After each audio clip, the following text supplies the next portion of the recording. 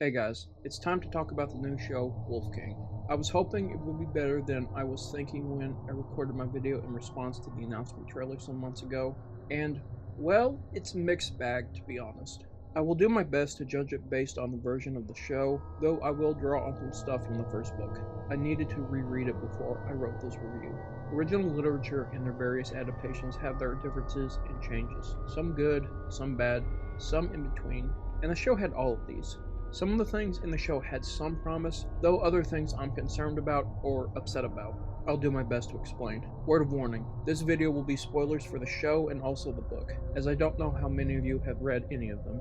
There's a lot to unpack with this show, and it's a matter of trying to summarize all the elements of the show's version of the story of Wereworld. One thing that I wasn't as fond of was that the story was pretty rushed and the episodes were shorter than they should have been. We didn't spend as much time with certain characters as we should have, like the Farron family and their family dynamics, and another being with Baron Huth and Redmire. I can compare it to the first book from the Song of Ice and Fire and its connection to the first season of the Game of Thrones show. The first book had 694 pages, and the first season had 10 episodes that were each over 50 minutes long.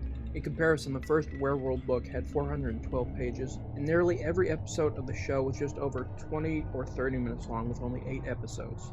The number of episodes was okay, however they should have each been around 40 minutes long at least.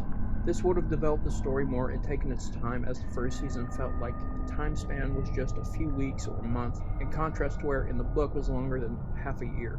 Art takes time, and the production company didn't seem to take this into account during the production. Did Curtis Jobling not have that much sway on the story despite being one of the writers? I don't want the show to end up like the last season of Game of Thrones because of writers who didn't care about the story they were telling. Though to be clear, some of what Mr. Jobling did in the books wasn't always great, in my opinion at least.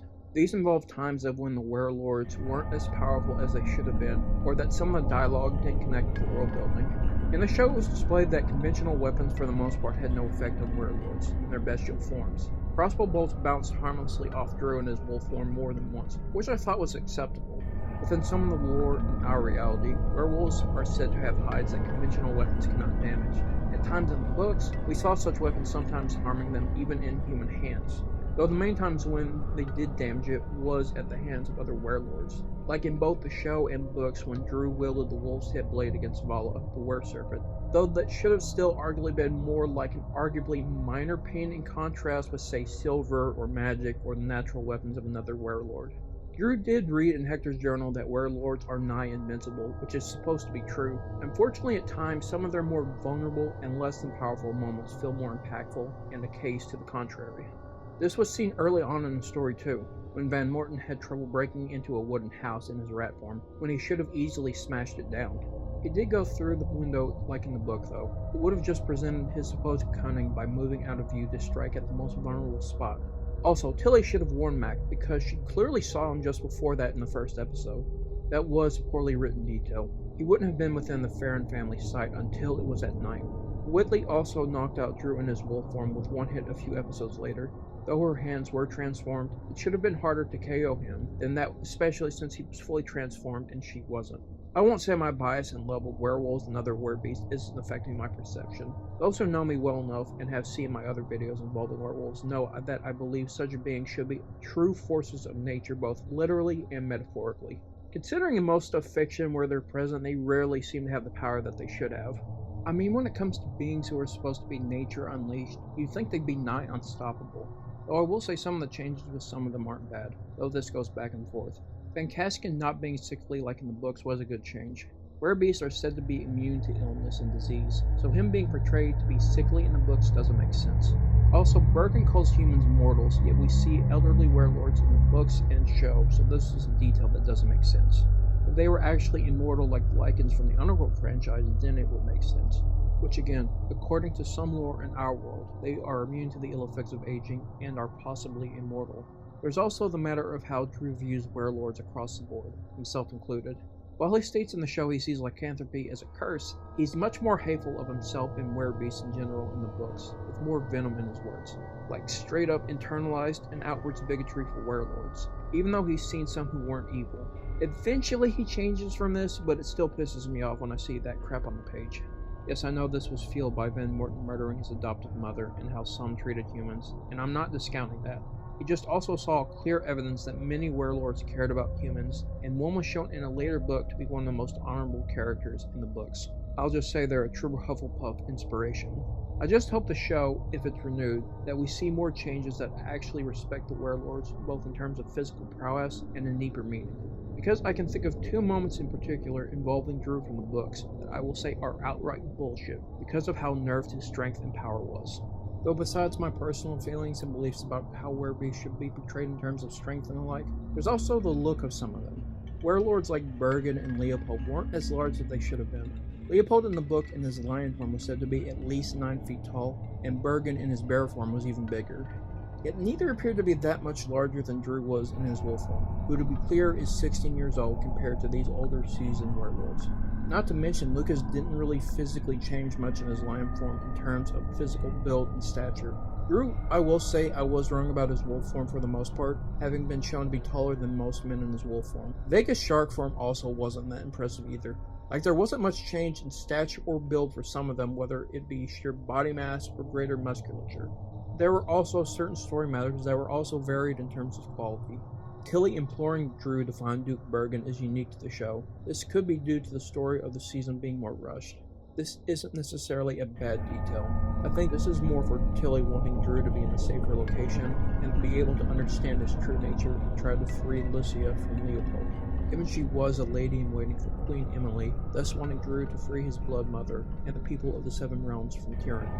The wolves of Wesson led and protected the realms with honor, and she knew that one was needed to free the people.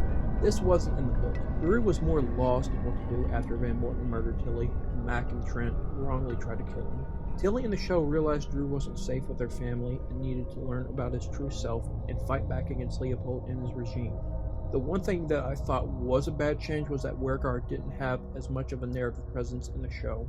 He was legendary and renowned for his willpower and ferocity in the books.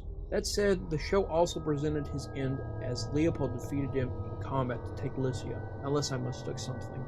Weregar was someone that Leopold feared, and forced Bergen, Manfred, and other certain supporters of the wolf bring to him in chains so as not to fight him. If Leopold had tried to fight Weregar, he wouldn't have won that battle, let alone survived.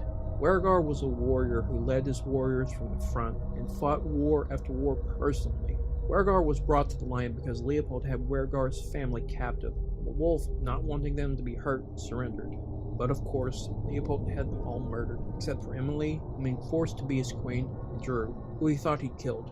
Making Weregar surrender to the lion also left a hole in the hearts of those who convinced him to go to Leopold. They weren't as rebellious in comparison as to how they were in the show. Yes, they still loved and respected Weregar, yet they still felt they had no other choice, only for a new Grey Wolf to come, and this sparked the rebellion against the lion. Not to mention, Drew feels the weight of his legendary father and his legacy and the lasting effect he had on the world. It doesn't respect his character and his influence on the story. There's also another glaring issue with the show, the lack of brutality for the most part. Granted, we did have a change from the first book where Leopold was going to have Drew dropped into molten silver, which is a terrifying fate for a werelord, or anyone really. Like, even more brutal than what was planned in the book by Leopold. However, we hardly saw any literal bloodshed in the show. When the werelords were carving through enemies with tooth and claw and blade, should have limbs flying. Like when the Wildermen arrived outside Brackenholm, which they wouldn't have done, they know the werebears protect that place. Bergen should have been crushing skulls with his jaws, cutting off heads with his axe, and dismembering limbs with his claws. Another major difference was Van Morton getting a scratch mark on his face in the show, in contrast to half of his face missing after Drew literally tore it off after the Rat Lord murdered Tilly in front of the young werewolf in the book. This really messes with the tone of the story and takes away from how brutal this fantasy world can be. Like, I really think they should have been confident in doing it because the show, The Legend of Vox Machina, is a great example of a serious animated story with all of its, I guess you could say, mature themes and tones. I honestly would have preferred to have the same kind of animation from that show for this show too. Within the show, there's also moments and other elements I'm genuinely confused by, one being Vala herself. In the show, Hector said she was supposedly mindless and was no longer the person she was, same as the book, yet in the book she talks and clearly shows she's not what the werelords thought. However, in the show she doesn't talk at all. That's an issue because it glosses over her character significantly. The Wildermen are also something I'm not sure about. I'm guessing they're human, though given a certain moment in a future book, it undermines the power scaling of the Werelords in the series severely. So I'm hoping maybe they're not. Like, seriously, I enjoy the books, though I still will say certain moments in them are bullshit. One thing that I was saddened to see was that we didn't spend that much time with Baron Youth. He was a tragic character, and him not having that much screen time makes his death less emotionally impactful to the audience in comparison to the book. He was a good father and loved his people, and his death traumatized even his treacherous son Vincent, though I admittedly still didn't like how he tried to teach Drew to be a werelord when it came to the beast within. It went along with the usual control the animal. I really think what Tigatron instilled in his fellow Maximals in Beast Wars is the best way to understand and act on the animal assigned concept or element. Queen Emily was another matter I was surprised by. Her being magically drugged up kind of makes sense given the character of the wolves, though her not transforming and butchering both Van Casken and Van Morton in the final episode was a disappointment. It also makes her story even more horrifying, as the birth of Lucas could be of more vile origins, as in the books, Emily wasn't drugged up nearly as much as in the show. Though this probably wasn't what the show writers, or at least those other than Curtis Jobling, were going with in terms of her marriage to Leopold. Lucas also didn't seem to care about his mother either, from what I could tell, which wasn't the case in the source material. I mean, this is probably the case because she wasn't able to be an actual mother since her mind was caged. Like, some of the stuff in the show was even more horrific from the books, though this goes back and forth with the quality of writing. Regardless, her story is one of the most tragic in the books, and I hope they do her more justice if the show is renewed. Not all of the elements were bad or confusing. Some presented elements of the nature of werebeasts that should be or are acceptable. We see with Bergen and Leopold specifically how their voices and their animalistic tones hold power. When Bergen roars in bear form when his daughter is under attack by the Wildermen, we see the space in front of him by several yards shake as winds race forward and batter against everything in its path. Leopold, even in human form, has roars that literally shake the ground around him. Ralph Ineson did a good job voicing the Werelion. That power of the voice for specifically werelords is fitting and also connects to the books. The magic that empowers them gives them different boons to their nature, and we see this on display in the show, though sadly we haven't seen the power of a wolf's howl yet. Though admittedly some of the sounds they use for the growls and roars for the werelords I would have changed, as some didn't sound right or as fitting. Another thing I did like though was people were claiming the wolf has returned. I saw someone post a comment on YouTube comparing it to in Game of Thrones when the North proclaimed the Stark King in the North. This presented how much the wolves of both stories inspired the people, and that there were people in one way or another that were loyal to them. Wolf King kinda goes across the spectrum of quality for this first season. Some of the things I feared about the show were confirmed, and others were better than I thought. It's not the worst thing I've watched in the past few months, though it's certainly got significant problems. There are major elements that really downgrade the story, and I hope the creators learn from this, though I have my doubts given what they've made so far. I feel that the show should have had early test audience reactions for this, readers specifically if possible. While the show and the source material are different mediums, some of the best adaptations are more faithful to the source material. I think if they listen to what people have to say, it could improve. Since the season ended the way they did, it seems to be confident in getting renewed. We did get our first look at the continent of Bass, which I've looked fairly well from the few second glimpse that we got. Though if that one mysterious werelord that Trenton met at the end is who I think, then that's also a cause for concern. Nevertheless, let me know what you guys think. What are y'all's feelings about Wolf King? I hope you all enjoyed this video. Make sure to like, comment, and subscribe, and I'll see y'all next time.